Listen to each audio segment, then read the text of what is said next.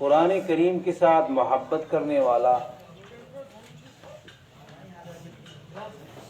نبی کریم صلی اللہ علیہ وسلم کی ذات کے ساتھ الفت و محبت رکھنے والا اور ان ساری باتوں کے ساتھ پڑھ کر اس کا داعی بننے والا بنایا جاتا ہے۔ حقیقت میں مدرسہ تو یہی ہوا، مدرسے کی بنیاد انہی باتوں کو سامنے رکھ کر، ان چیزوں کو نیت میں رکھ کر مدرسے کو قائم کیا جاتا ہے اور مدرسے کی بنیاد رکھی جاتی ہے۔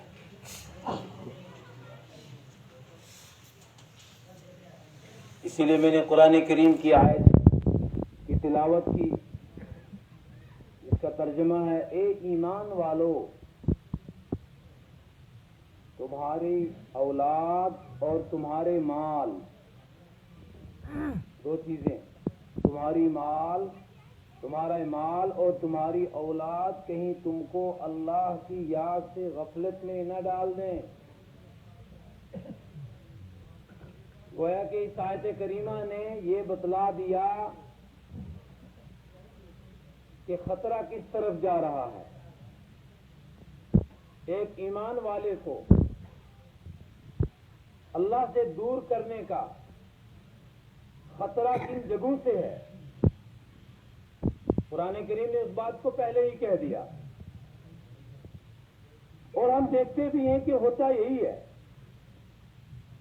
مال اور اولاد کے پیچھے انسان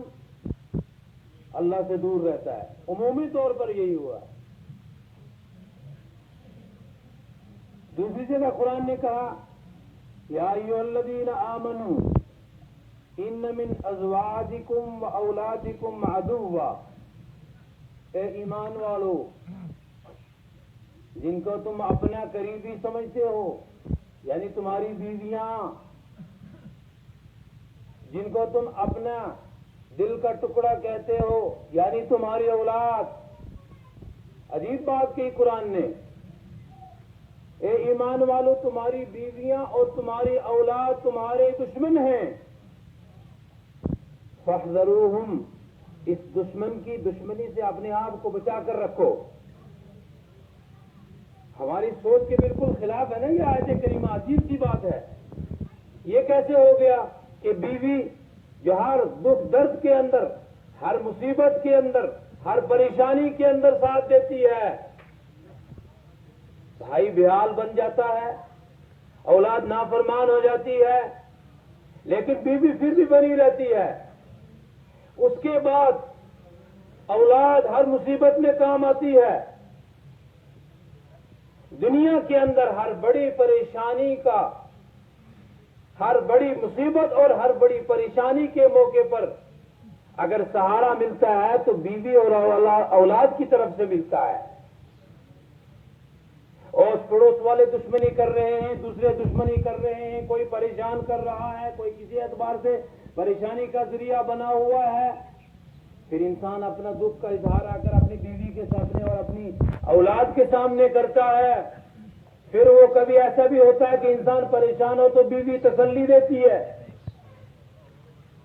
اگر باپ کو کوئی پریشان کرتا ہے تو اس پریشانی کے اندر اولاد نوجوان ہوگی، کارآمد ہوگی، تو اولاد جو ہے بدلہ لینے کے لیے باپ کی طرف سے کھڑے ہو جاتے ہیں۔ لیکن یہاں تو بات الٹی کہی جا رہی ہے قرآن کریم میں 28ویں پارے میں: یا ایھا الذین آمنوا ان من ازواجکم و اولادکم عدوا، اے ایمان والو، تمہاری بیویاں اور تمہاری اولاد تمہارے دشمن ہیں، فاحذروہم، ان سے بچ کر رہو۔ یہ کیا بات ہے؟ یہ آیت اس موقع پر نازل ہوئی تھی، اس واقعے کو یاد رکھیے، غور سے سنیے کہ صحابہ نے نبی کریم صلی اللہ علیہ وسلم کے ساتھ ہجرت کی اپنے ایمان کو اور اپنے اسلام کو بچانے کے لیے۔ کچھ صحابہ رک گئے، ان کو ہجرت نہیں کرنے دی ان کی بیویوں نے اور ان کے اولاد نے۔ کہا آپ چلے جاؤ گے، ہم مکہ کے اندر دربدر ہو جائیں گے، ہمارا سہارا کون، ہماری مصیبتوں کو کون دور کرے گا؟ ہمارے ہر اخراجات کون برداشت کرے گا؟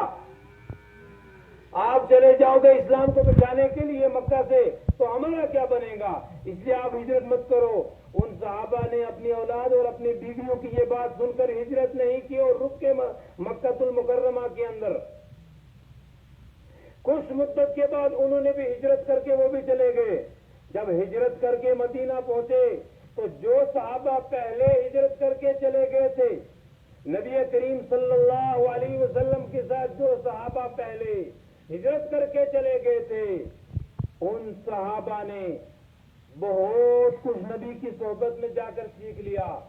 فقہ سیکھ لیا، مسائل سیکھ لیے، اسلامی تربیت حاصل کر لی، اور وہ اسلام کی معلومات اور علم کو حاصل کر کے بہت آگے پہنچ گئے۔ جو یہ اولاد اور بیوی کی وجہ سے رکے ہوئے تھے، انہوں نے بعد میں ہجرت کی، اور جب وہاں پہنچے تو آگے جو صحابہ تھے ان کو بہت کچھ حاصل کیا ہوا پایا۔ ان کو افسوس ہوا کہ اس وقت ہماری بیویوں نے اور ہماری اولاد نے ہم کو آنے نہیں دیا تھا، آج ان سے ہم کتنے دور رہ گئے اسلام کے اعتبار سے، دین کے اعتبار سے، اسلامی معلومات کے اعتبار سے، اسلامی تربیت کے اعتبار سے۔ ان صحابہ کو جو بعد میں گئے تھے ان کو افسوس ہوا، اور انہوں نے ارادہ کیا کہ ان بیوی اور ان اولاد نے ہم کو پہلے ہجرت نہیں کرنے دی، جس کی وجہ سے ہم کو یہ نقصان اٹھانا پڑا دوسرے صحابہ کے مقابلے میں، اس لیے ہم ان کا اب خرچہ بند کر دیں گے اور اپنی بیوی کو اور اپنی اولاد کو سزا دیں گے۔ پھر قرآن کریم میں یہ آیت کریمہ نازل ہوئی کہ اے ایمان والو، اے وہ صحابہ جنہوں نے بعد میں ہجرت کی اور پہلے اپنی بیوی اور اولاد کی بات، ہجرت تو فرض تھی نا اس وقت کیا کیفیت کے اعتبار سے، اس وقت کے اعتبار سے ہجرت فرض ہو چکی تھی، جیسے کہ ظہر کی نماز فرض ہے، جیسے کہ عصر کی نماز فرض ہے، جیسے کہ جس پر حج کے لیے پیسہ ہو تو حج فرض ہو چکا، جیسے کہ رمضان آنے والا ہے تو بالغ پر روزہ فرض ہے، ایسے ہی اس وقت ہجرت کرنا فرض ہو چکا تھا اپنے ایمان کو بچانے کے لیے۔ فرض کی ادائیگی میں کوتاہی کروا دی بیویوں نے اور اولاد نے، تو قرآن کریم نے یہ آیت نازل کی اور یہ بتایا کہ اگر اسلام